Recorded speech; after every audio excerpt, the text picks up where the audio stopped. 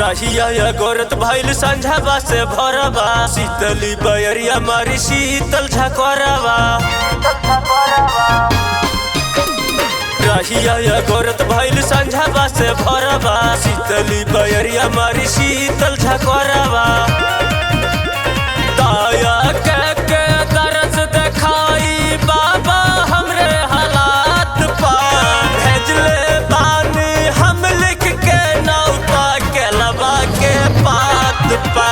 भेजले बानी हम लिख के नौता के लबा के पात पा।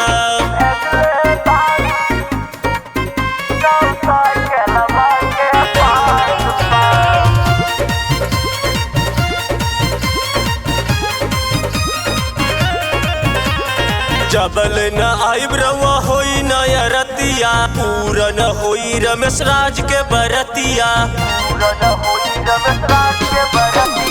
जबल न आइब रवा होई नया रतिया, पूरा न होई रमेश राज के बरतिया।